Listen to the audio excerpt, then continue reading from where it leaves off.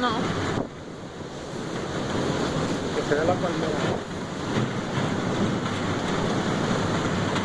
Estamos viendo eso.